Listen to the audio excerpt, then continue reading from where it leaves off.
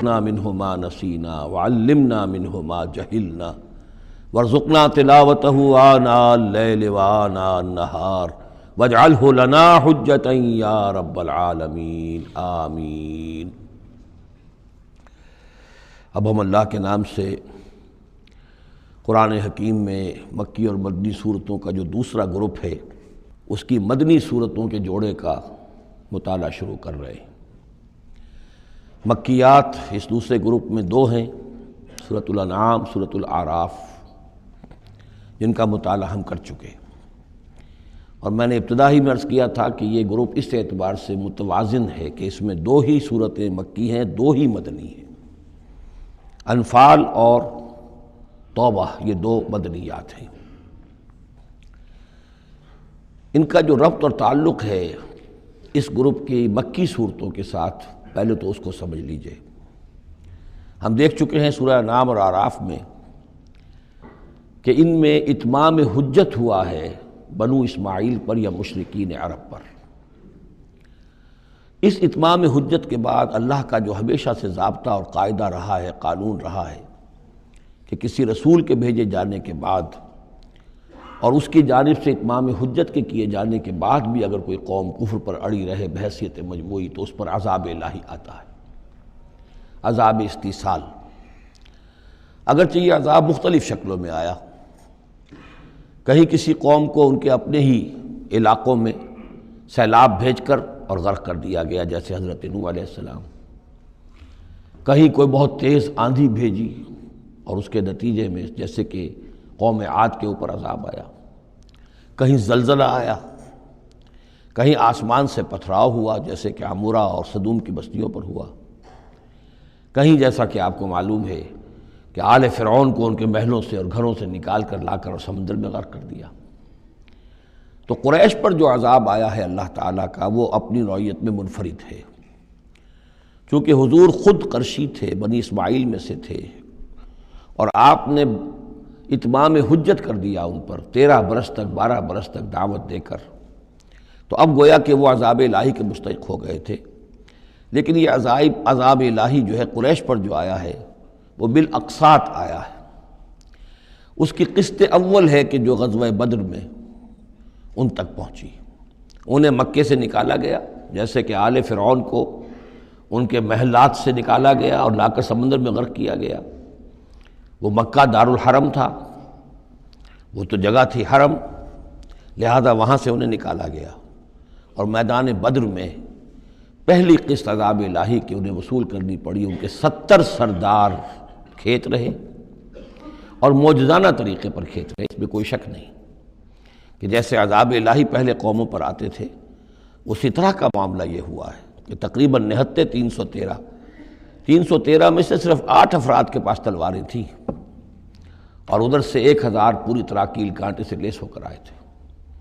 تو اللہ کی خصوصی مدد تھی کہ جس سے یہ عذاب آیا ہے اصل میں قریش کے اوپر، اور تقریباً تمام بڑے بڑے نامور سردار جو ہیں وہی میدان میں کھیت رہے، 70 ان کے قیدی ہو گئے۔ ابھی زخمی کتنے ہوئے ہوں گے انہیں بھی آپ ذہن میں رکھیے۔ تو یہ عذاب کی پہلی قسط تھی جو غزوہ بدر میں آئی ہے، اور پھر عذاب کا آخری مرحلہ آیا ہے سن 9 ہجری میں، جب مشرکین عرب کو آخری الٹیمیٹم دے دیا گیا کہ اب بس چند مہینے کی تمہیں مہلت دی جا رہی ہے، اس کے اندر اندر یا ایمان لے آؤ اور یا تمہیں تہہ تیغ کر دیا جائے گا۔ فَإِذَا انسَلَخَ الْأَشْهُرُ الْحُرُمُ فَاقْتُلُوا الْمُشْرِكِينَ حَيْثُ وَجَدتُّمُوهُمْ۔ اب یہ انتہائی یہ کہ توہین اور تذلیل کے ساتھ چیلنج تھا۔ یہ دوسری بات ہے کہ وہ سب لوگ ایمان لے آئے اور یہ قتل عام کی نوبت نہیں آئی، لیکن یہ کہ یہ آخری قسط تھی۔ وہ آخری قسط جو ہے سورہ توبہ میں بیان ہوئی ہے، اور عذاب کی پہلی قسط جو ہے وہ سورہ انفال میں ہے۔ ان دونوں صورتوں کو جمع کر دیا گیا تاکہ انعام اور اعراف میں بنو اسماعیل پر یا مشرکین عرب پر اتمام حجت، اور انفال اور توبہ میں ان پر جو عذاب الہی نازل ہوا اس کی تفصیل۔ تو یہ تو ہے معنوی ربط اس گروپ کی مکی اور مدنی صورتوں کے مابین۔ باقی جو یہ سورہ انفال ہے اس کے بارے میں نوٹ کر لیجئے کہ غزوہ بدر کے فوراً بعد متصلاً بعد نازل ہوئی ہے۔ گویا کہ سورہ آل عمران جو ہم پڑھ چکے ہیں اس سے پہلے ہے اس کا نزول، اس کے اکثر و بیشتر حصے سے پہلے نازل ہوئی ہے۔ تو یہ زمانی ترتیب جو ہے اگر یہ ذہن میں نہ رہے تو پھر اس سے کافی خلجان پیدا ہو جاتا ہے۔ اس کا جو پس منظر ہے وہ یہ غزوہ بدر کا معاملہ سمجھنا بہت ضروری ہے۔ دیکھیے یہاں تفصیل کا موقع تو ہے نہیں، میں نے سیرت النبی علیہ صاحب الصلاۃ والسلام سے منہج انقلاب نبوی کے جو مختلف سٹیپس ہیں کہ اس میں کن کن مراحل سے ہو کر آپ نے دین کے غلبے کا جو فرض منصبی آپ کے حوالے کیا گیا تھا اس کی تکمیل فرمائی۔ تو اس میں یوں سمجھیے کہ ایک مرحلہ تھا جو مکے میں طے ہو گیا، اور وہ اصل میں 4 مرحلے تھے: دعوت، تنظیم، تربیت اور صبر محض۔ وہاں ہاتھ اٹھانے کی اجازت نہیں تھی۔ ہم پڑھ آئے ہیں، سورہ نساء میں آ چکا ہے کہ اس وقت حکم تھا کفو ایدیکم، اپنے ہاتھ بندھے رکھو، تمہارے چاہے ٹکڑے اڑا دیے جائیں، تمہیں زندہ جلا دیا جائے، تم کوئی انتقامی کارروائی تو دور کی رہی، مدافعانہ کارروائی بھی نہیں کرو گے۔ No raising of hands even in self defence. یہ 4 مراحل تھے جو چلتے رہے تاں آ کے ایک طرف تو حضور کے پاس جانثاروں کی ایک جماعت تیار ہو گئی جو سرد و گرم چشیدہ تھے، ہر طرح کے حالات میں سے گزر چکے تھے، سختیاں جھیل چکے تھے، قربانیاں دے چکے تھے، ان کے اخلاص مع اللہ میں کسی شک و شبے کی گنجائش نہیں تھی، ان کے دل جو ہیں خالص ہو چکے تھے اللہ کے لیے۔ اور دوسری طرف یہ کہ اللہ تعالیٰ نے ایک دارالہجرت کا انتظام کر دیا، کھڑکی کھول دی مدینے کی طرف، ہجرت کا اہتمام ہو گیا تاکہ اہل ایمان کو وہاں سے نکال کر اور مدینے میں لے آیا جائے۔ اب یہاں سے اقدام ہو، اسی لیے ہجرت فرض کر دی گئی کہ اب تمام مسلمان یہاں آ جائیں۔ ظاہر بات ہے کہ ہجرت جو ہے وہ فلائٹ نہیں تھی، وہ کوئی فرار نہیں تھا، بھاگ کر جان بچانا نہیں تھا۔ مغربی مورخین تو اسی نام سے اس کو یاد کرتے ہیں۔ وہ تو اصل میں یہ تھا کہ ایک جگہ اگر اس کام کے لیے موضوع نہیں ہے تو کوئی اور بیس، آلٹرنیٹ بیس اگر مل جائے تو وہاں سے اپنا آفینسو جو ہے، آخری فیصلہ کن اقدام جو ہے وہاں سے لانچ کیا جائے۔ لہذا مدینہ میں آ کر حضور نے صلی اللہ علیہ وسلم صرف 6 مہینے لیے ہیں انٹرنل کنسالیڈیشن، کہ اب آپ آئے ہیں، نئے آئے ہیں، مہاجرین نئے آئے ہیں، تو ایک تو یہ کہ ان 6 مہینے میں آپ نے مسجد نبوی تعمیر کر لی، مرکز بن گیا، گورنمنٹ ہاؤس بھی ہو گیا یہ، اور پارلیمنٹ ہاؤس بھی ہو گیا، دارالندوہ بھی ہو گیا، دارالعلوم بھی ہو گیا، خانقاہ بھی ہو گئی، عبادت گاہ بھی ہو گئی، مرکز ہو گیا۔ ثانیاً آپ نے انصار اور مہاجرین کے اندر مواخات کرا دی، ایک انصاری ایک مہاجر بھائی بنا دیا۔ تیسرے یہ کہ آپ نے بہت بڑا کام یہ کیا کہ جو یہود کے قبیلے وہاں آباد تھے ان کو آپ نے ان کے ساتھ ایک معاہدہ کر لیا، جوائنٹ ڈیفنس آف مدینہ، میثاق مدینہ، مدینہ کی ایک مدافعت جو ہوگی وہ مشترک ہوگی۔ کوئی بھی حملہ آور آئے گا باہر سے تو مل کر مسلمان اور یہودی اس معاملے میں ایک ملت ہوں گے اور دفاع کریں گے مدینہ کا۔ بس 6 مہینے آپ نے اس کام میں لیے، 7ویں مہینے سے پھر آپ نے کچھ چھوٹے چھوٹے دستے بھیجنے شروع کر دیے، چھاپہ مار دستے سمجھ لیجئے، کہ جس سے وہ جو کیروان روٹس تھے، قریش کی لائف لائن یہی تھی، ان کا تجارتی سلسلہ تھا، شام کی طرف قافلے جو جاتے تھے وہ بدر سے ہو کر گزرتے تھے، بدر کے قریب سے، اور بدر جو ہے مدینے سے قریب تر تھا، مکے سے فاصلہ زیادہ ہے، اور جو قافلے جاتے تھے یمن کو وہ طائف سے ہو کر گزرتے تھے۔ تو آپ نے ان راستوں کے اوپر چھاپہ مار دستے بھیجنے شروع کر دیے۔ جدید اصطلاح میں اس کو یہ کہا جائے گا کہ اکنامک بلاکیڈ آف مکہ۔ 8 ایسی مہمیں غزوہ بدر سے پہلے ثابت ہیں 1.5 سال کے اندر۔ 6 مہینے آپ نے وہ لیے، 1.5 سال اور 2 سال کے بعد غزوہ بدر ہو گیا ہے۔ تو یہ 1.5 سال میں 8 مہمیں، جن میں سے 4 میں کہ حضور خود بھی بنفس نفیس شریک رہے ہیں، اس لیے وہ غزوات کہلاتے ہیں، اور 4 وہ ہیں کہ جن میں آپ نے صرف کچھ لوگوں کو بھیج دیا ہے کسی امیر کے تحت، وہ سرایا کہلاتے ہیں۔ تو یہ جو صورتحال ہوئی، اور اس میں یہ بھی ہوا کہ حضور جہاں جاتے تھے خود تو وہاں کے قبائل سے آپ معاہدے کر لیتے تھے۔ اب یا تو وہ جو قبائل جو تھے مقامی، پہلے تو وہ قریش کے حلیف تھے، اب یا تو وہ حضور کے حلیف ہو گئے، مسلمانوں کے حلیف ہو گئے، تو قریش کی طاقت کم ہوئی، مسلمانوں کی بڑھ گئی، یا یہ ہے کہ وہ نیوٹرل ہو گئے کہ ہم نہ قریش کی مدد کریں گے آپ کے خلاف، نہ آپ کی مدد کریں گے قریش کے خلاف، نیوٹرل ہو گئے۔ اس سے بھی یہ ہے کہ قریش کا جو حلقہ اثر تھا، سیاسی زون آف پولیٹیکل انفلوئنس، وہ کم ہو رہا ہے۔ یہ 2 چیزیں ایسی ہوئی ہیں، political isolation of Quraysh and economic blockade of Mecca, جس کے نتیجے میں مکے والے جو ہیں پھر یوں سمجھیے کہ تنگ آمد بجنگ آمد، ورنہ مکے والوں کی طرف سے کوئی آغاز ثابت نہیں ہے تاریخ میں کہ حضور کے اور مسلمانوں کے مکے سے جانے کے بعد ان کی طرف سے کوئی ابتدا ہوئی ہو، کوئی انیشیٹو لیا گیا۔ دو واقعات خاص طور پر ایسے ہو گئے کہ ایک چھوٹا سا آپ نے ایک دستہ بھیجا تھا نخلہ، اور یہ نخلہ جو ہے یہ مکے اور طائف کے مابین ہے، تو سمجھیے کس قدر فاصلے پر، اور وہاں مٹ بھیڑ ہو گئی، جو مسلمان وہاں بھیجے گئے تھے ان کے کفار کے ساتھ۔ وہاں ایک مشرک مکے کا مارا گیا، ایک کو انہوں نے قید کیا، ساتھ لے آئے، کچھ سامان جو ان کا تجارت تھا وہ بھی لے آئے، وہ مال غنیمت سمجھ کر۔ تو حضور اگرچہ ناراض ہوئے کہ میں نے تمہیں لڑنے کا حکم نہیں دیا تھا، میں نے اس لیے بھیجا تھا کہ وہاں رہو اور قریش کی نقل و حرکت سے ہمیں مطلع کرتے رہو، لیکن اب سچویشن پیدا ہو گئی، گویا کہ یہ چاہے ارادہ تھا یا نہیں تھا،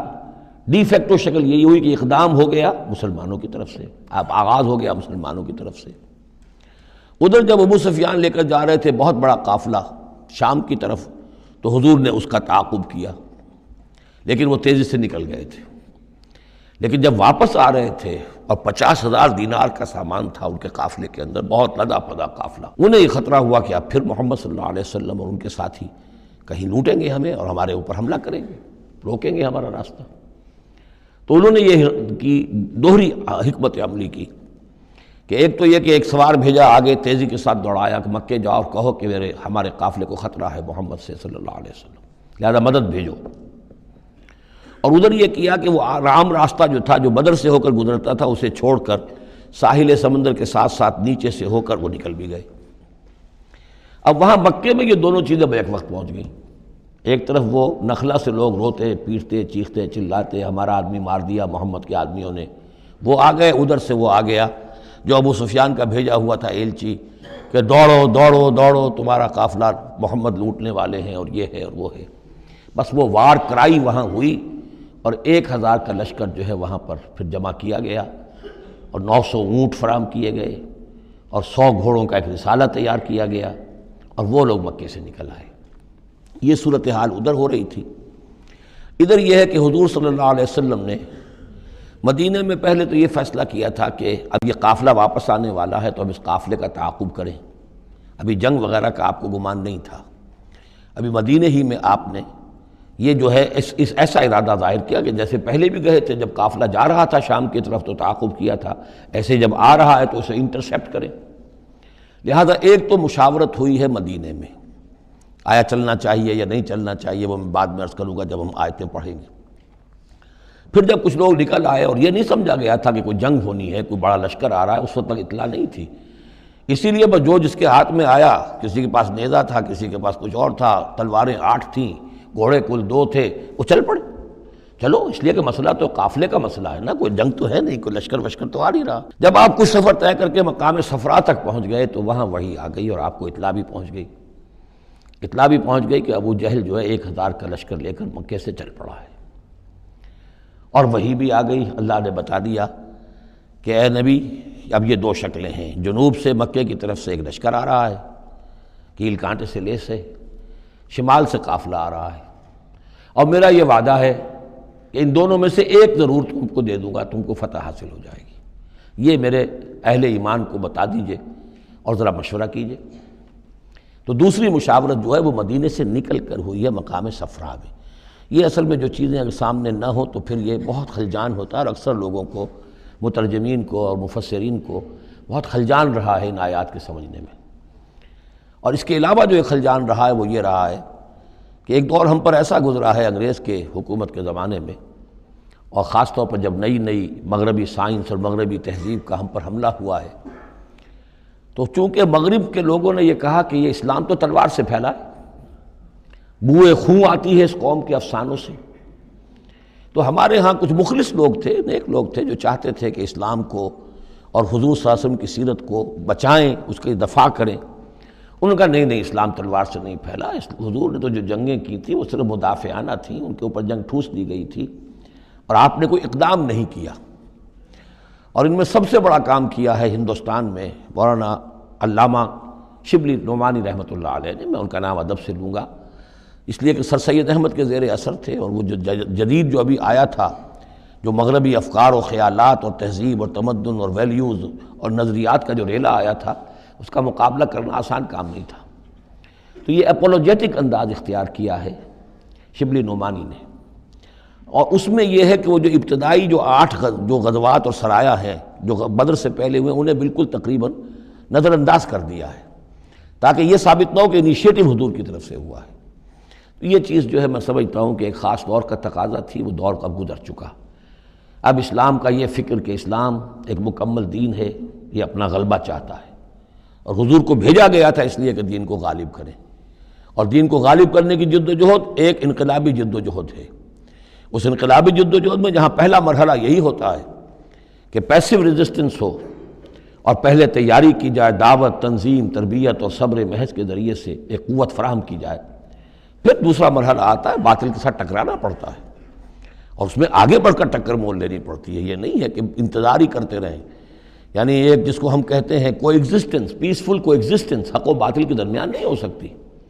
حق کیسے تسلیم کر سکتا ہے کہ باطل بھی موجود رہے؟ ہاں، حق میں جان نہیں ہے، اہل حق جو ہیں وہ بے جان ہیں، مردہ ہیں، تو مجبوری ہے، لیکن اگر اہل حق میں جان ہو تو وہ کیسے برداشت کریں گے کہ باطل جو ہے اس کا غلبہ رہے؟ ہاں، باطل جو ہے وہ نیچا ہو کر رہے، اگر وہ مغلوبیت کی شکل اختیار کر لے تو ٹھیک ہے، لیکن یہ کہ باطل کا غلبہ ہو اور اہل ایمان میں جان بھی ہو، تو یہ دو چیزیں جو ہیں یہ تو ایک دوسرے سے بالکل متضاد ہیں۔ جیسے حضرت ابوبکر نے فرمایا تھا ایبدل الدین وانا حی، کیا دین میں ترمیم کی جائے گی جبکہ ابھی میں زندہ ہوں؟ میرے جیتے جی دین کے اندر ترمیم یہ ممکن نہیں ہے۔ تو وہی بندہ مومن کی شان ہونی چاہیے۔ تو اصل حقائق الحمدللہ بہت اچھی طریقے سے واضح ہو چکے ہیں۔ بہرحال اتنا پس منظر جو ہے جان لیجئے، اور ایک خاص اسلوب جو ہے اس سورہ مبارکہ کا، اگرچہ یہ تقریباً ایک خطبہ ہے مسلسل 10 رکوع ہے، لیکن اس میں ایک خاص مسئلے کو نکال کر پہلے درمیان شروع میں لے آئے ہیں۔ اس کی بحث آئے گی تقریباً وسط میں جا کر، لیکن اس اسلوب کو یہاں نوٹ کر لیجئے، وہ اس لیے کہ یہی اسلوب ہے جس سے ہمیں سمجھنے میں مدد ملے گی سورہ توبہ کے جو ترتیب مضامین ہے، وہاں بھی بہت اشکال ہے، اور بہت سے مترجمین کو جدید دور کے جو زیادہ محنت نہیں کر سکے ہیں بس ترجمہ مکمل کرنا انہوں نے اپنے پیش نظر رکھ لیا، تفسیر مکمل کرنی ہی ہے، لہذا وہ تیزی کے ساتھ وہ دقت نظر کا ثبوت نہ دے سکے تو اس میں بڑے خلجان پیدا کر دیے۔ وہ اسلوب کیا ہے کہ اس پوری بحث میں سب سے ایک نمایاں مسئلہ یہ ہو گیا تھا غزوہ بدر کے بعد کہ مال غنیمت پر مسلمانوں میں جھگڑا ہو گیا۔ پہلی جنگ تھی، غنیمت کی تقسیم کیسے ہوگی، اس کا قانون کیا ہے، اس کا ضابطہ کیا ہے، وہ معلوم نہیں تھا، اور یہ کہ عام طور پر جو عرب میں پہلے رواج تھا وہ تو یہ تھا کہ جس کے ہاتھ جو لگ گیا بس وہ اس کا ہے۔ وہ تو لوٹ مار جانتے تھے، کوئی باقاعدہ جنگ جو ہے وہ تو ان کے ہاں اس طریقے سے منظم کوئی تنظیم تو تھی ہی نہیں، تو جو جس کے ہاتھ لگ گیا۔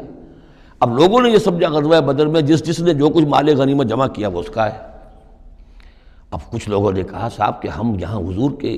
حفاظت کے لیے مامور تھے، یہاں پہرے پر تھے، ہم تو مال جمع نہیں کر سکے، تو کیا مطلب ہے ہمارا کوئی حصہ نہیں ہوگا؟ یا یہ ہے کہ کچھ بزرگوں نے کہا جو وہ اتنی بھاگ دوڑ تو نہیں کر سکتے جتنے نوجوان کر سکتے تھے، بھاگ کر دوڑ کر ادھر سے ادھر جمع کر لینا، لیکن یہ کہ ان کی حیثیت ہوتی ہے، وجاہت ہوتی ہے، تو ایک جھگڑا پیدا ہو گیا کہ یہ کس طریقے سے تقسیم ہو، کس کا کتنا حق ہے۔ تو اس جھگڑے کا ذکر کر کے سورت شروع کی ہے، لیکن اس کے اوپر کوئی بات یہاں نہیں کی، بلکہ کیٹیگوریکل بات کی ہے کہ جڑ کاٹ دی اس کی، لیکن اس پر جو اصل حکم ہے وہ بعد میں آئے گا وسط سورت میں۔ مال غنیمت کے لیے یہاں لفظ آیا انفال، یسألونک عن الانفال، اے نبی یہ آپ سے انفال کے بارے میں پوچھ رہے ہیں۔ انفال جمع نفل کی، نفل کہتے ہیں کسی اضافی شے کو، جیسے نماز فرض ہے، یہ سنت مؤکدہ ہے، یہ فلاں ہے، یہ نفل ہے، اضافی ہے، آپ کی مرضی پر ہے، پڑھیں نہ پڑھیں۔ تو جو کہ جنگ میں اصل شے جو مطلوب ہوتی ہے وہ فتح ہوتی ہے، مال غنیمت تو ایک اضافی شے، بونس ہے جو مل گیا، ورنہ اصل شے جو ہے وہ مال غنیمت جو ہے پیش نظر جنگ میں نہیں ہوتی۔ لوٹ مار میں اصل شے جو ہے وہ لوٹ مار کا مال ہوتا ہے، لیکن جب جنگ ہوتی ہے تو جنگ میں تو اصل چیز جو مقصود ہے وہ فتح ہے۔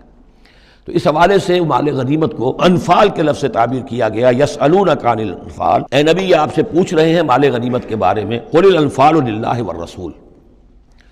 پہلے تو جڑ کاٹ دی مسئلے، کہہ دیں کہ یہ انفال کل کے کل اللہ اور اس کے رسول کے ہیں، تم میں سے کسی کا کوئی حق ہے ہی نہیں، لاؤ سب جمع کر دو۔ یہ فتح جو ہے تمہارے ہاتھوں نہیں آئی ہے، یہ اللہ کی خصوصی مدد سے آئی ہے، لہذا کسی کا کوئی حق نہیں۔ زیرو لیول پر لا کر پھر ان کو سنبھالنا آسان تھا،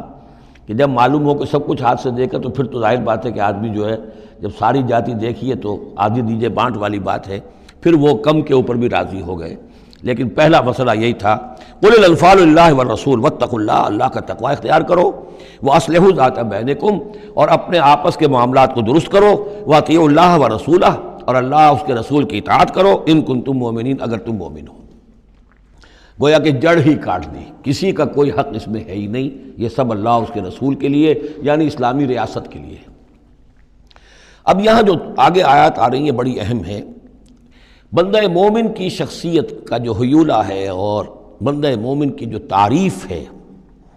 جامع ترین اور مختصر ترین الفاظ میں یہ آئی ہے سورہ حجرات میں۔ اس کے دو حصے ہیں،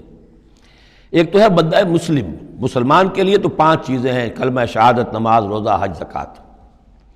لیکن حقیقی مومن کے لیے اس میں 2 اضافی چیزیں شامل کرنی پڑیں گی۔ وہ کیا ہیں؟ دلی یقین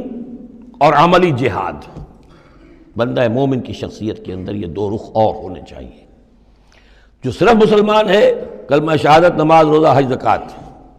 بنی الاسلام علی 5، شہادت اللہ الہ الا اللہ وان محمد رسول اللہ واقام الصلاۃ وایتاء الزکوٰۃ وصوم رمضان وحج البیت۔ لیکن مومن، انما المومنون الذین آمنوا باللہ ورسولہ ثم لم یرتابوا، یقین والا ایمان، دل میں ایمان، وجاہدوا باموالہم وانفسہم فی سبیل اللہ، اور جہاد کریں اپنی جان اور مال کے ساتھ اللہ کی راہ میں۔ اب یہاں یوں سمجھیے کہ سورہ حجرات کی اس آیت نمبر 15 میں جو ڈیفینیشن آئی ہے، جیسے پرکار ہوتی ہے، پرکار کو کھول دیا۔ ایک حصے کی کیفیات کو یہاں اس سورہ انفال کے شروع میں لے آئے ہیں، اور دوسری جہاد والی کیفیات کو سورہ انفال کے آخر میں لے آئے ہیں۔ تو یہ پرکار یہاں کھلی ہوئی ہے اس ڈیفینیشن کی۔ تو ایک حصہ ڈیفینیشن کا یہاں آ رہا ہے، انما المومنون الذین اذا ذکر اللہ وجلت قلوبہم، اہل ایمان، حقیقی مومن تو وہ ہیں کہ جب اللہ کا ذکر کیا جاتا ہے تو ان کے دل لرز جاتے ہیں۔ وَإِذَا تُلِيَتْ عَلَيْهِمْ آیَاتُهُ، اور جب انہیں اس کی آیات پڑھ کر سنائی جاتی ہیں، زادتہم ایمانا، ان کے ایمان میں بڑھوتری ہوتی ہے، اضافہ ہوتا ہے۔ وَعَلَىٰ رَبِّهِمْ يَتَوَكَّلُونَ، اور وہ اپنے رب پر توکل کرتے ہیں۔ الَّذِينَ يُقِيمُونَ الصَّلَاةَ، جو نماز کو قائم رکھتے ہیں۔ وَمِمَّا رَزَقْنَاهُمْ يُنْفِقُونَ، اور جو کچھ ہم نے انہیں دیا ہے اس میں سے اللہ کے لیے، اللہ کے دین کے لیے خرچ کرتے ہیں۔ انفاق فی سبیل اللہ مراد ہے۔ اولئک ھم المؤمنون حقا، یہ وہ لوگ ہیں جو سچے مومن ہیں، حقیقی مومن ہیں۔ لیکن نوٹ کر لیجئے، یہ بھی ابھی آدھی ڈیفینیشن آئی ہے، اس سورہ مبارکہ کے آخر میں آئے گی، اور وہاں جا کے پھر یہی الفاظ آئیں گے۔ یہ آیت نمبر 74 ہے، والذین آمنوا وہاجروا وجاہدوا فی سبیل اللہ والذین آووا ونصروا اولئک ھم المؤمنون حقا لہم مغفرۃ ورزق کریم۔ اس کے بعد ایک آیت اور بعد میں ہے، سورت ختم ہو جاتی ہے۔ تو لاسٹ بٹ 1 آیت اور ادھر پہلی کے بعد دوسری، ان 2 جگہ پر ایمان کے حقائق کو تقسیم کر کے، پرکار کو کھول کر، گویا کہ پوری صورت کو ان 2 کے درمیان میں لے لیا گیا ہے، گود میں لے لیا گیا ہے۔ ایمان کی ڈیفینیشن کے یہ 2 حصے جو ہیں ان کی گود میں۔ اب یہاں سے شروع ہو رہا ہے غزوہ بدر کا۔ کما اخرجک ربک من بیتک بالحق، جیسے کہ نکالا آپ کو اے نبی آپ کے رب نے آپ کے گھر سے حق کے ساتھ، یعنی آپ کا یہ بدر کی طرف روانہ ہونا جو ہے یہ اللہ تعالیٰ کی ایک اسکیم کا حصہ تھا، اللہ کی اپنی ایک تدبیر ہے۔ وَإِنَّ فَرِيقًا مِّنَ الْمُؤْمِنِينَ لَكَارِهُونَ، اہل ایمان میں سے کچھ لوگ اسے پسند نہیں کر رہے تھے۔ یہ کون لوگ؟ یہ ہے وہ پہلی مشاورت جو مدینہ ہی میں ہوئی ہے۔ ان میں ظاہر بات ہے مدینہ میں منافق بھی تھے،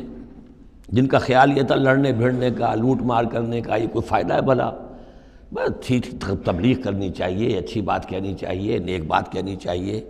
یہ کیا طریقہ ہے؟ منافقین کا ایلیمنٹ موجود تھا جو اس کو پسند ہی نہیں کرتے تھے، اس لیے کہ جنگ کا سلسلہ چل نکلا تو ہمیں بھی جانا پڑے گا، ہماری جان اور مال کے اوپر بھی آنچ آئے گی، تو نپ دی ایول ان دی بڈ، اس سے تو بہتر ہے کہ اس کو یہیں پر ختم کرو۔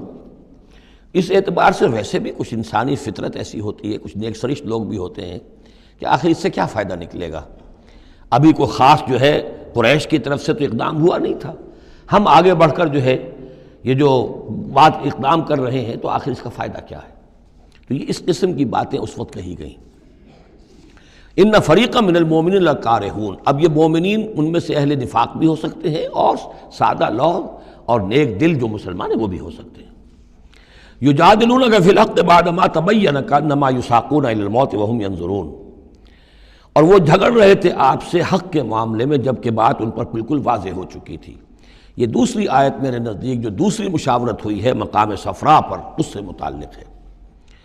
وہ یہ کہ وہاں سے جب مکے سے آپ چلے ہیں تو اس وقت تک کسی لشکر وغیرہ کی کوئی اطلاع نہ آپ کو تھی اور نہ اس کا کوئی گمان تھا ابھی۔ وہ تو ایسے ہی تھا جیسے پہلے 8 مرتبہ جو ہے وہ جو ایکسکرشنز جو ہوئی تھیں، جس طریقے کی مہمات بھیجی گئی تھیں، یہ اسی طرح کی ایک مہم ہے۔ لیکن یہ ہے کہ آگے چل کر جب آپ کچھ دور چل نکل کے آ گئے تھے، یہاں آ کر جو ہے آپ کو وحی بھی آ گئی اور اطلاعات بھی مل گئی کہ صورتحال وہ ہو چکی ہے کہ ایک طرف نخلا سے روتے پیٹتے لوگ پہنچ گئے وہاں، دوسری طرف یہ کہ ادھر سے ابو سفیان کا جو ہے ایلچی پہنچ گیا چیختا چلاتا ہوا، اور 1000 کا لشکر لے کر ابو جہل نکل پڑا ہے بدر کی طرف۔ اب وہ بدر کی طرف آ رہا ہے،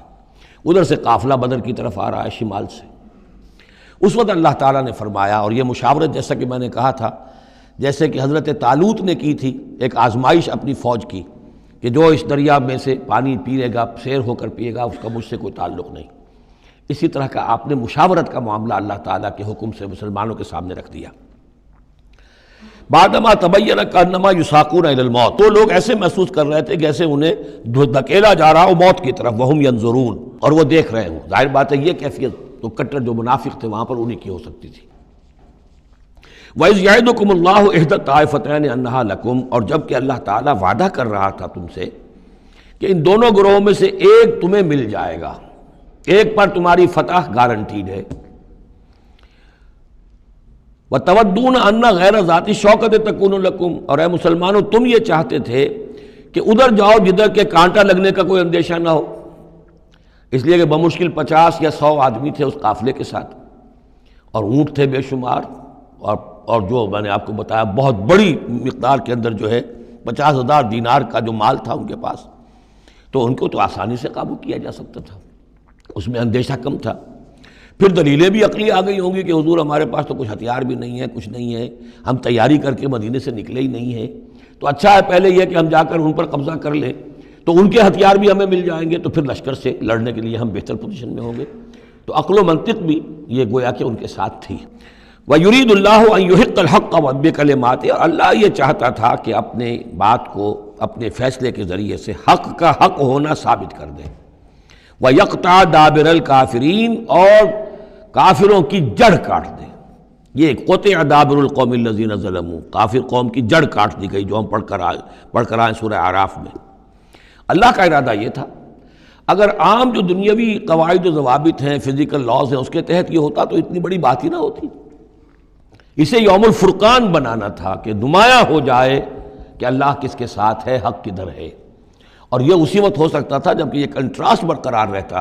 کہ بے سر و سامان 313 گئے ہیں اور کیل کانٹے سے لے 1000 کے ساتھ ان کا مقابلہ ہوا ہے، اور پھر انہیں اللہ نے فتح دی ہے۔ لہذا اللہ کی مرضی کچھ اور تھی۔ یرید اللہ ان یحق الحق بکلماتہ ویقطع دابر الکافرین، اللہ چاہتا تھا کہ اپنی باتوں کے ذریعے سے حق کا حق ہونا ثابت کر دے اور کافروں کی جڑ کاٹ دے۔ یہ یحق الحق، تاکہ سچا ثابت کر دے حق کو، سچ کو، ویبطل الباطل، اور باطل ثابت کر دے باطل کو، باطل ہونا اس کا ثابت ہو جائے۔ ولو کرہ المجرمون، خواہ یہ مجرموں کو کتنا ہی ناگوار ہو۔ استستغیثون ربکم، یاد کرو جب کہ تم اپنے رب سے استغاثہ کر رہے تھے، دعائی دے رہے تھے کہ اللہ اب ہماری مدد فرما۔ فاستجاب لکم، تو اللہ نے تمہاری دعا کو قبول کیا تھا۔ انی ممدکم بألف من الملائکۃ مردفین، کہ میں تمہاری مدد کروں گا 1000 ملائکہ سے جو لگاتار آئیں گے، پے بپے آئیں گے۔ 1000 کا لشکر آیا ہے نا، تو 1000 فرشتے ہم تمہاری مدد کے لیے بھیج دیں گے۔ وما جعلہ اللہ الا بشرا، اور اللہ نے اس کو نہیں بنایا مگر تمہارے لیے بشارت، وَلِتَطْمَئِنَّ بِهِ قُلُوبُكُمْ، اور تاکہ تمہارے دل مطمئن ہو جائیں۔ وَمَن نَّصْرُ إِلَّا مِنْ عِندِ اللَّهِ، اور مدد تو اللہ کی طرف سے ہوتی ہے، فرشتوں کو بھیجے بغیر بھی وہ مدد کر سکتا ہے، کن فیکون کی شان کے ساتھ وہ جو چاہے کر دے۔ لیکن یہ کہ تمہارا جو اپنا ایک سوچنے کا انداز ہے، بر بنائے طبع بشری، تمہاری تسکین کے لیے ہم نے یہ شکل کر دی کہ 1000 دشمن آ رہا ہے تو 1000 فرشتہ تمہاری مدد کے لیے ہم بھیج دیں گے۔ ان اللہ عزیز الحکیم، یقیناً اللہ تعالیٰ سب زبردست ہے اور حکمت والا۔ اذ یغشیکم النعاس امنۃ منہ، جب کہ تم کو ڈھانپ لیا تھا ایک اونگ نے،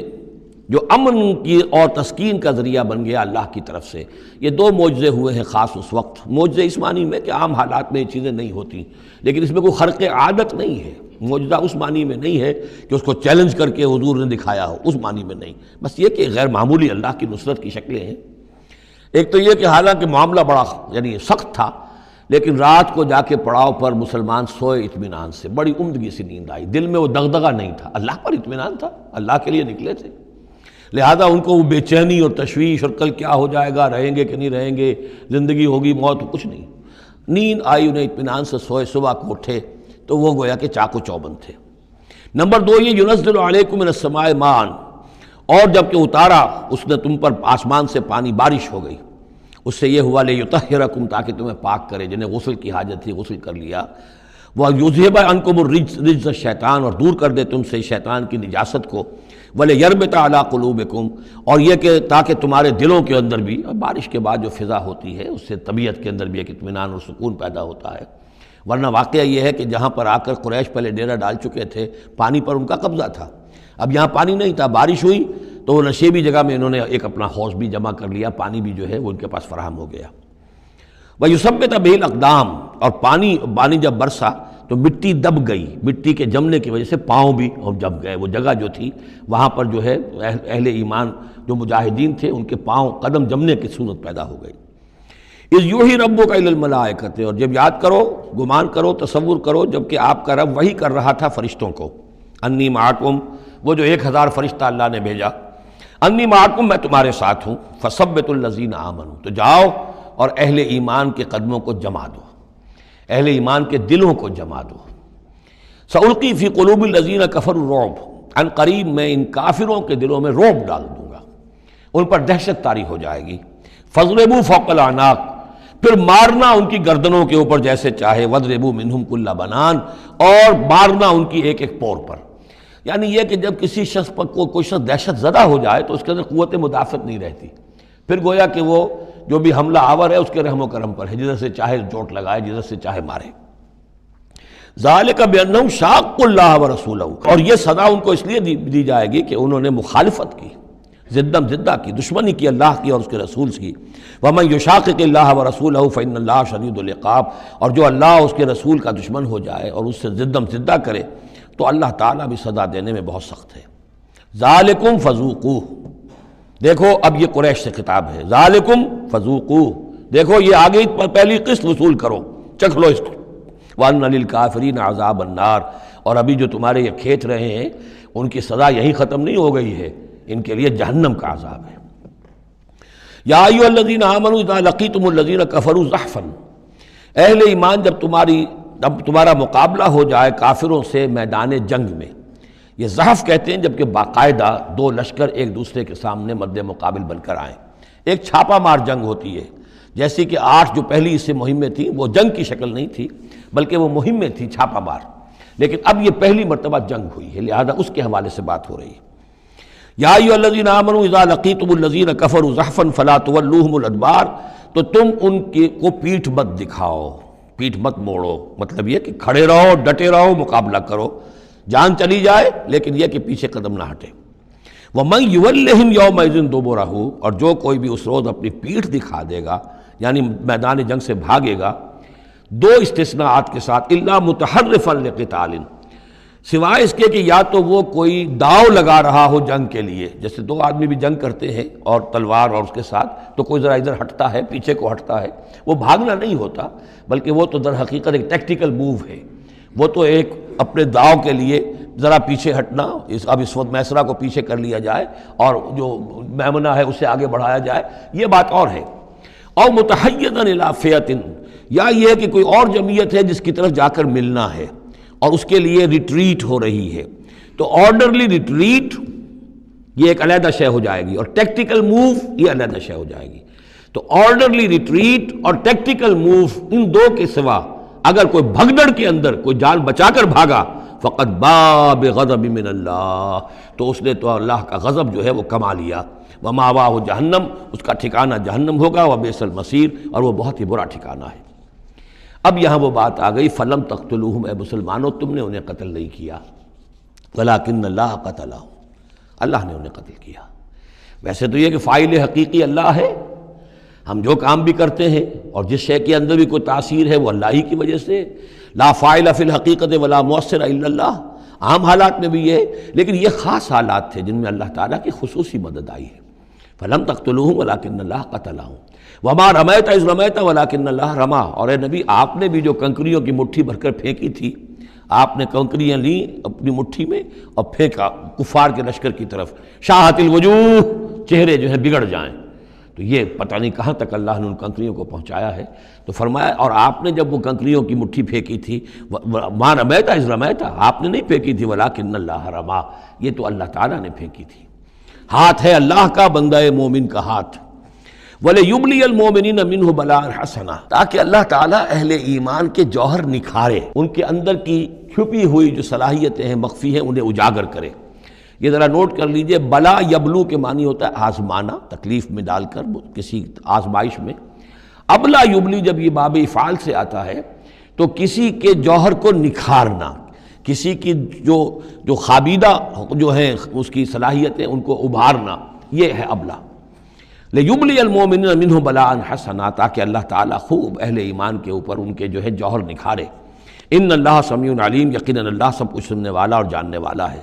ذالکم وان اللہ موہن کید الکافرین، یہ تو ہو چکا،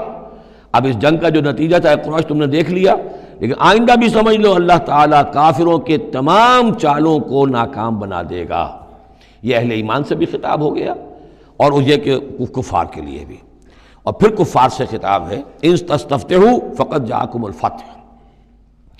اصل میں ابو جہل جو لشکر کا وہ سمجھیے کمانڈر ان چیف کی حیثیت سے آیا تھا، اسے اتنا یقین تھا کہ میں نے اتنی تیاری کی ہے، اتنا ساز و سامان ہے کہ ہم مسلمانوں کو کچل کر رکھ دیں گے، تو پہلے سے پروپیگنڈا شروع کر دیا تھا، یہ یوم الفرقان ہوگا، یہ پتہ چل جائے گا اللہ کس کے ساتھ ہے۔ اللہ کو تو وہ بھی مانتے تھے، اللہ کے ساتھ دیویوں دیوتاؤں کو مانتے تھے نا، اللہ کے منکر تو نہیں تھے، لیکن یہ کہ ادھر اللہ ہی اللہ تھا، ادھر اللہ کے ساتھ اور منات اور دیوتا اور وہ بھی تھے، تو یہ کہ اللہ کس کے ساتھ ہے یہ ثابت ہو جائے گا۔ یعنی وہ اتنا یقین تھا اسے، جیسے 65 کی جنگ میں لاہور، فال آف لاہور دکھا دیا گیا BBC ٹیلی ویژن کے اوپر، کہ ہو چکا لاہور جو ہے اس پر تو بھارتی فوج کا قبضہ ہو چکا، اتنا یقینی تھا۔ اسی طرح اس نے یوم الفرقان کہا، تو اسی کو اللہ تعالیٰ نے یوم الفرقان بنا دیا تاکہ منکشف ہو جائے، یہ بات مبرہن ہو جائے کہ اللہ کس کے ساتھ ہے۔ اس اعتبار سے اس کی دعا بھی بڑی عجیب ہے، جو اس نے آ کر بدر سے ایک رات قبل جب کہ حضور بھی دعا مانگ رہے تھے اور طویل ترین سجدہ کیا تھا، اس نے بھی دعا کی تھی، اور وہ دعا جو ہے وہ موحدانہ دعا ہے، اس میں کسی لات عزا حبل منات کا کوئی تذکرہ نہیں۔ اللہم، اے اللہ، اقطعنا للرحم وعین الغدات، جس نے ہمارے رحمی رشتے کاٹ دیے ہیں، کل تو اسے ذلیل و خوار کر دے۔ یعنی اس کا جو سب سے بڑا چارج تھا، الزام تھا حضور پر، وہ یہ تھا کہ اس شخص نے آ کر ہمارے خاندانوں میں تفریق پیدا کر دی، بھائی کو بھائی سے جدا کر دیا، ایک بھائی مسلمان ہو گیا وہ علیحدہ ہو گیا، باقی بھائی کافر ہیں، ایک دوسرے کے دشمن ہو گئے،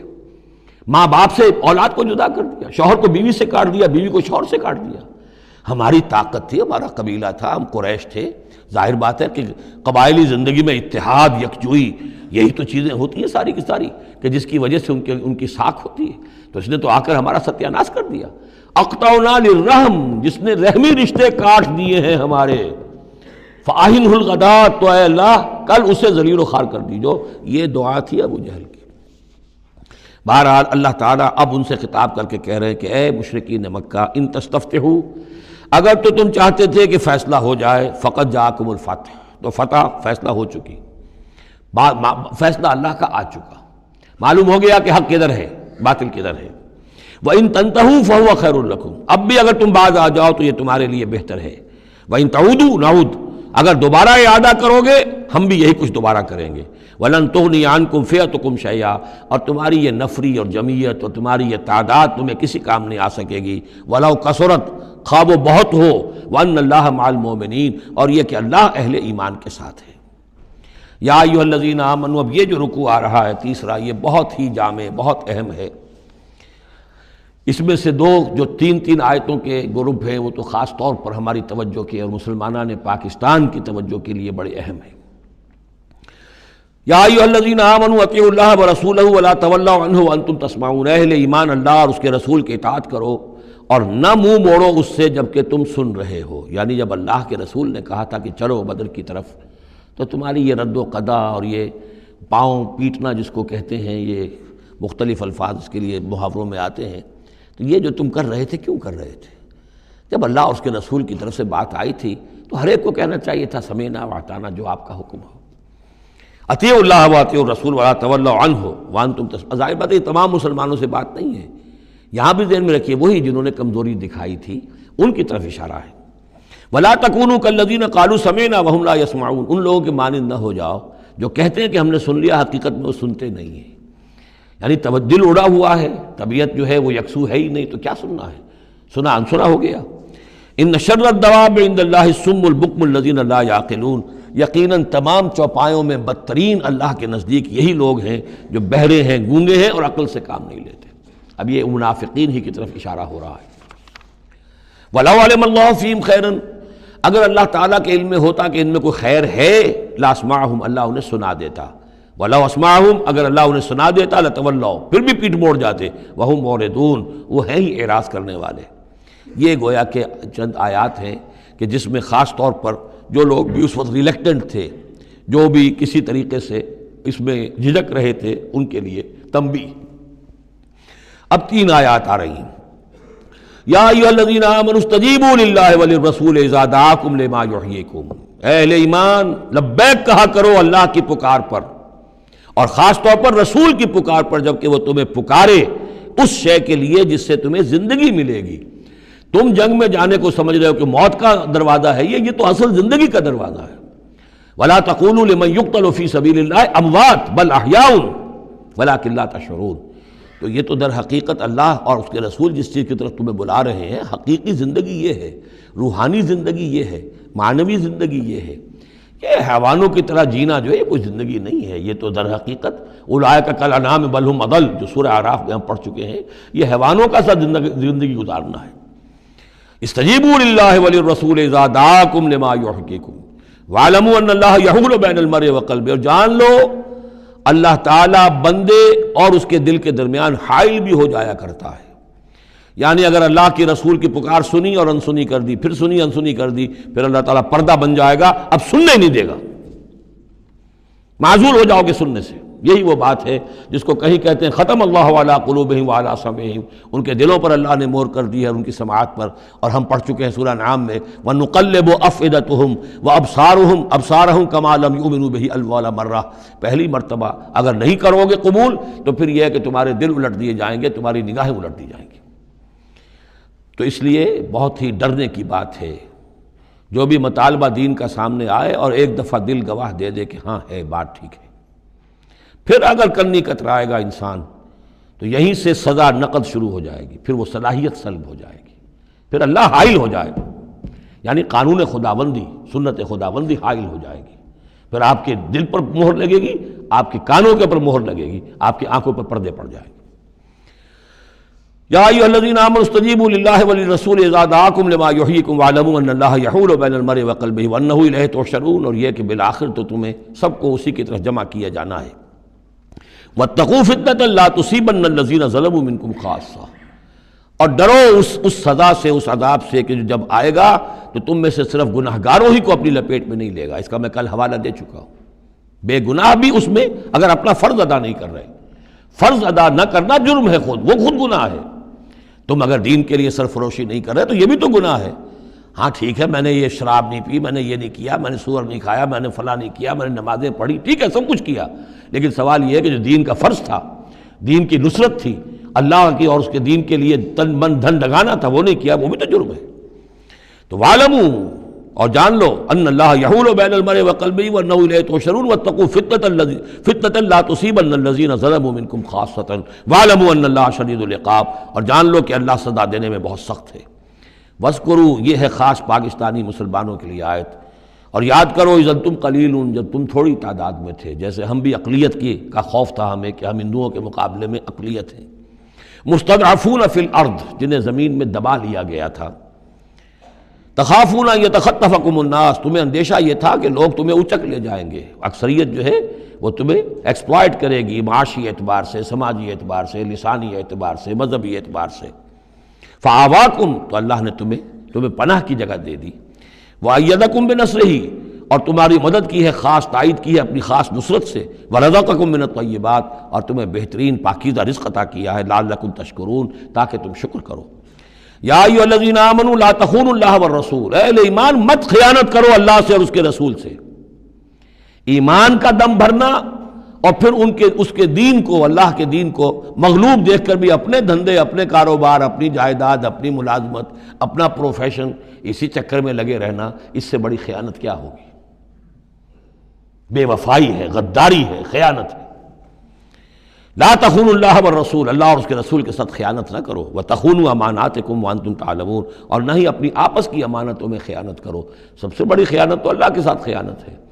سب سے بڑی وہ امانت جو اللہ نے اپنی روح تم میں پھونکی ہے، اس کا حق اگر تم ادا نہیں کر رہے ہو تو سب سے بڑی خیانت یہ ہے، جس کو کہ فرمایا گیا ہے سورہ احزاب میں، ہم نے آسمانوں پر، زمین پر، پہاڑوں پر پیش کی، ان عرضنا الامانۃ علی السماوات والارض والجبال فابین ان یحملنها واشفقن منها وحملها الانسان۔ تو بہت بڑی بڑی امانتیں تمہارے پاس ہیں، دین کی امانت ہے، قرآن کی امانت ہے، شریعت کی امانت ہے، یہ سب امانتیں محمد رسول اللہ کی۔ وَاعْلَمُوا أَنَّمَا أَمْوَالُكُمْ وَأَوْلَادُكُمْ فِتْنَةٌ، اور جان لو تمہاری اولاد اور تمہارے اموال تمہارے لیے فتنہ ہے، یہی روکتے ہیں، یہی دو بیڑیاں ہیں جو پاؤں میں پڑی رہتی ہیں، مال اور اولاد۔ اولاد کو اعلیٰ سے اعلیٰ تعلیم دلانی ہے، اس کے لیے بڑی بڑی فیسیں دینی پڑتی ہیں، اس کے لیے ظاہر بات ہے کہ اپنا ایک ایک قطرہ جو ہے پسینے کا اور خون کا لگائیں گے تو کہیں جا کر وہ ساری چیزیں فراہم ہوگی۔ آدمی کھپ گیا اسی کے اندر، اولاد کے لیے یا مال کے لیے، پھر کہاں سے وقت لائیں دین کے لیے اور دین کے لیے نصرت کے لیے؟ کہاں کوئی رمق جسم کے اندر باقی رہ جاتی ہے؟ جان لو کہ تمہارے اموال اور تمہاری اولاد تمہارے لیے فتنہ ہے۔ فتنہ کہتے ہیں جس پر کسی کو پرکھا جائے، کسوٹی جس کے اوپر پرکھا جا رہا۔ وَأَنَّ اللَّهَ عِندَهُ أَجْرٌ عَظِيمٌ، اور یقیناً اللہ ہی کے پاس ہے بڑا اجر۔ یا ایھا الذین آمنوا ان تتقوا اللہ یجعل لکم فرقانا، اہل ایمان اگر تم اللہ کے تقوی پر برقرار رہو گے، تمہارے لیے فرقان، ایک کے بعد دوسری فرقان آتی رہے گی۔ پہلا فرقان تو یہ آ گیا ہے، یہ فتح جو تمہیں دی گئی ہے۔ وَيُكَفِّرْ عَنْكُمْ سَيِّئَاتِكُمْ، اور یہ کہ تمہارے سے تمہاری جو کمزوریاں ہیں، برائیاں ہیں، وہ اللہ تعالیٰ دور کر دے گا۔ وَيَغْفِرْ لَكُمْ، اور بخش دے گا۔ وَاللَّهُ ذُو الْفَضْلِ الْعَظِيمِ، اللہ بڑے فضل والا ہے۔ وَإِذْ يَمْكُرُ بِكَ الَّذِينَ كَفَرُوا، اب یہ ہجرت سے پہلے جو صورتحال تھی مکے میں کہ قریش کے سردار بیٹھتے تھے دارالندوہ میں، کیا کریں اب ہم محمد صلی اللہ علیہ وسلم کو قتل کر دیں، سازشیں ہوتی تھیں، اور اسی طریقے سے انہیں قید کر دیں، کہیں یہاں سے نکلنے پہ مجبور کر دیں، تو وہ جو سازشیں ان کی ہوتی تھی اور مشورے ہوتے تھے ان کا ذکر ہے۔ اور جب یاد کیجئے جبکہ وہ لوگ جو کافر ہوئے، یہ کافر لوگ آپ کے بارے میں مشورے کرتے تھے، چالیں چلتے تھے، اسکیمیں بناتے تھے، سازشیں کرتے تھے۔ لِیُثْبِتُوکَ، نمبر ایک تو یہ کہ آپ کو کہیں قید کر دیں، اور یقتلوک، یا قتل کر دیں، اور یخرجوک، یا آپ کو اپنی بستی سے کہیں نکال دیں۔ وَيَمْكُرُونَ وَيَمْكُرُ اللَّهُ، وہ بھی چالیں چل رہے تھے، ان کی بھی اسکیمز تھیں اور اللہ کی اپنی اسکیم تھی۔ وَاللَّهُ خَيْرُ الْمَاكِرِينَ، اور ظاہر بات ہے کہ اللہ تعالیٰ بہترین ہے پلاننگ کرنے والا اور بہترین ہے تدبیر فرمانے والا۔ وَإِذَا تُتْلَىٰ عَلَيْهِمْ آيَاتُنَا قَالُوا قَدْ سَمِعْنَا لَوْ نَشَاءُ لَقُلْنَا مِثْلَ هَٰذَا، اور جب انہیں ہماری آیات پڑھ کے سنائی جاتی ہے تو وہ کہتے ہیں ٹھیک ہے، بہت سن لی ہم نے یہ آیات، بہت محمد آپ نے سنا لیا، کوئی ایسی بات بھی نہیں ہے، ہم چاہیں گے تو ایسا ہی کلام ہم بھی کہہ لیں گے۔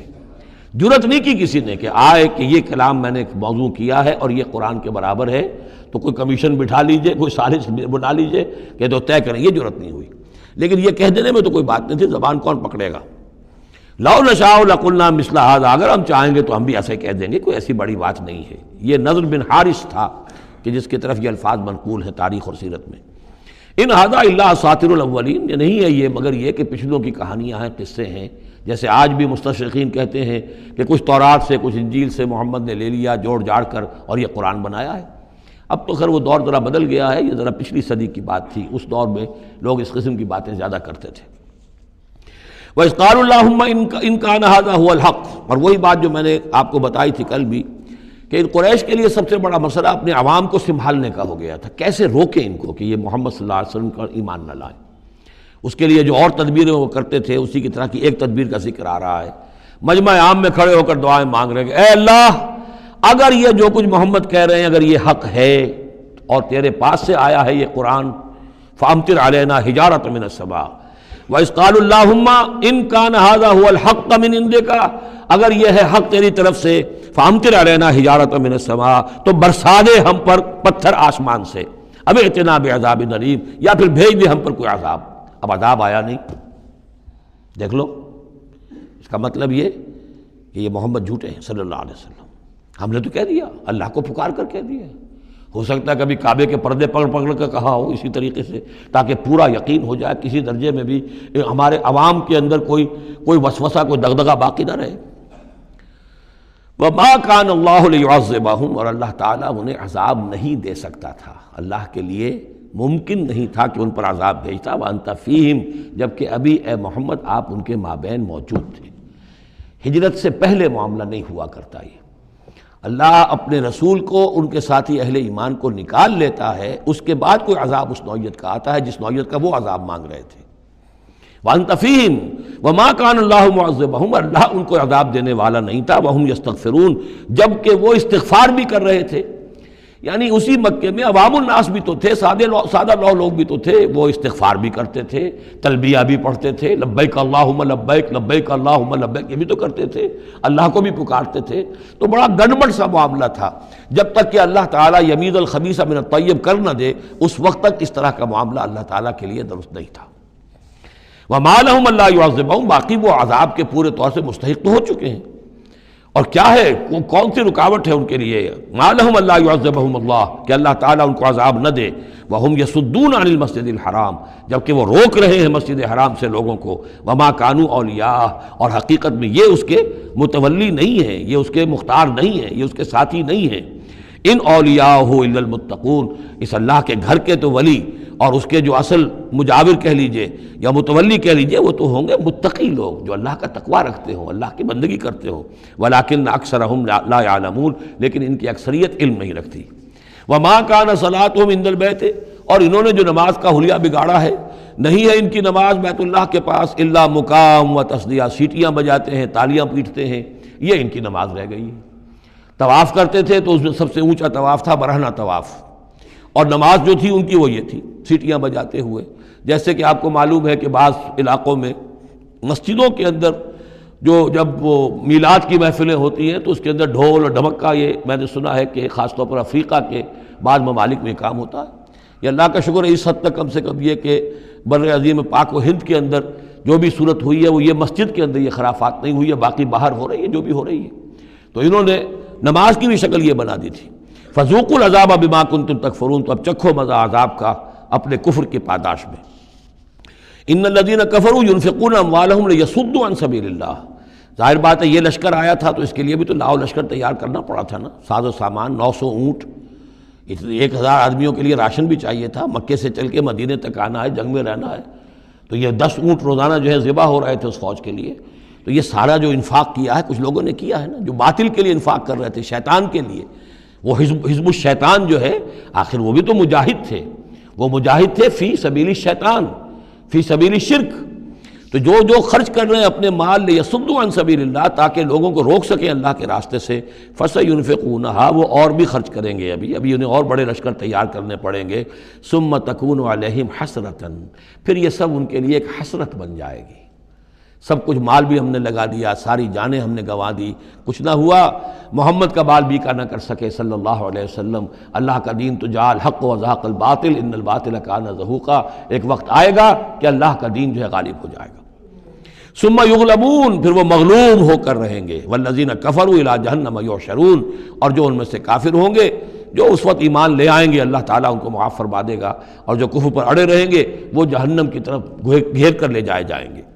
لیمیز اللہ الخبیث من الطیب، یہ بات جو ہے سورہ آل عمران میں بھی آئی، تاکہ اللہ تعالیٰ پاک کو ناپاک سے علیحدہ کر دے، ممیز کر دے۔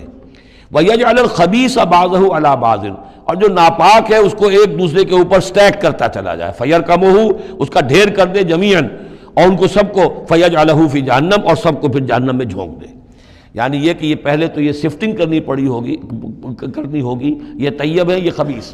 خبیث کو ایک دوسرے کے اوپر سٹیک کیجئے اور پھر اس کو جہنم میں ایک ہی مرتبہ دھکا دے دیجئے۔ لیمیز اللہ الخبیث من الطیب ویجعل الخبیث بعضه علی بعض فیرکمہ جمیعا فیجعلہ فی جہنم اولئک هم الخاسرون، یقیناً یہی لوگ ہیں خسارے پانے والے۔ قل للذین کفروا ان ینتہوا یغفر لهم ما قد سلف، اعلان کر دیجئے محمد صلی اللہ علیہ وسلم ان کافروں کے سامنے، اب بھی اگر باز آ جائیں تو جو کچھ ہو چکا ہے وہ معاف کر دیا جائے گا، اب بھی موقع ہے، اب بھی ایمان لے آؤ۔ وَإِن يَعُودُوا، اور اگر وہ ارادہ کریں گے دوبارہ یہی کچھ کریں گے، فقط مضت سنت الاولین، تو پچھلوں کی بھی داستانیں گزر چکی ہیں، ان کی جو بھی کچھ ان پر ہوا ہے وہ سب کو معلوم ہے۔ اب ظاہر بات ہے کہ وہ مکی قرآن تو نازل ہو چکا تھا، سورہ اعراف بھی نازل ہو چکی، سورہ انعام بھی نازل ہو چکی، جو کچھ ہوا ہے قوم ہود کے ساتھ، قوم صالح کے ساتھ، قوم شعیب کے ساتھ، اس ساری داستانیں تو تھی، فقط مضت سنت الاولین، اگلوں کا جو طریقہ اور راستہ تھا وہ تو گزر چکا ہے، وہ سب کے سامنے آ چکا ہے۔ وَقَاتِلُوهُمْ حَتَّى لَا تَكُونَ فِتْنَةٌ وَيَكُونَ الدِّينُ كُلُّهُ لِلَّهِ۔ یہ سورہ بقرہ میں بھی آیت آئی تھی اور اب آئی ہے اضافی شان کے ساتھ، یعنی اے مسلمانوں اب تمہاری یہ دعوت و تحریک جو ہے یہ اس مرحلے میں داخل ہو گئی، آرمڈ کانفلکٹ۔ اب یہ 15 برس کے بعد حضور نے جب دعوت کا آغاز کیا ہے مکے میں، اس کے بعد سے 15 برس گزر چکے، اب وہ دعوت، تنظیم، تربیت، صبر محض کا دور ختم ہوا، پیسو ریزسٹنس کا دور ختم ہوا، اب ایکٹیو ریزسٹنس کی محمد نے صلی اللہ علیہ وسلم اقدام کیا، اور اقدام کے نتیجے میں آخری اور چھٹا مرحلہ آ گیا، یعنی آرمڈ کانفلکٹ۔ اب تلوار سے ٹکرا چکی، اب تمہاری تلواریں نیام میں نہیں جائیں گی جب تک کام مکمل نہ ہو جائے، اور کام کی تکمیل کیا ہے؟ فتنہ بالکل ختم ہو جائے۔ وَقَاتِلُوهُمْ حَتَّى لَا تَكُونَ فِتْنَةٌ، فتنہ وہ کیفیت ہے کہ جس میں ایمان پر قائم رہنا، ایمان پر عمل کرنا مشکل ہو جائے۔ جب باطل کا غلبہ ہے تو ایک بندہ مومن کے لیے ایمان پر پوری طریقے سے کاربند ہونا مشکل ہے، لہذا اس صورتحال کو ختم کرو، یعنی اب دین کا غلبہ ہو جائے۔ حَتَّى لَا تَكُونَ فِتْنَةٌ وَيَكُونَ الدِّينُ كُلُّهُ لِلَّهِ، دین بھی جزوی نہیں، کل کا کل دین اللہ ہی کے تابع آ جائے۔ فَإِنِ انْتَهَوْا فَإِنَّ اللَّهَ بِمَا يَعْمَلُونَ بَصِيرٌ، پھر اگر وہ باز آ جائے تو جو کچھ وہ کر رہے ہیں اللہ اسے دیکھ رہا ہے۔ وَإِن تَوَلَّوْا، اور اگر پیٹھ موڑ لیں، وَاعْلَمُوا، تو اے مسلمانوں تم یہ جان لو، أَنَّ اللَّهَ مَوْلَاكُمْ، اللہ تمہارا مولا ہے، تمہارا ولی ہے، ساتھی ہے، مددگار ہے، پشت پناہ ہے۔ نعم المولا ونعم النصیر، کیا ہی اچھا ہے وہ حمایتی اور کیا ہی خوب ہے وہ مددگار۔ بارک اللہ لی ولکم فی القرآن العظیم ونفعنی وإیاکم بالآیات والذکر الحکیم۔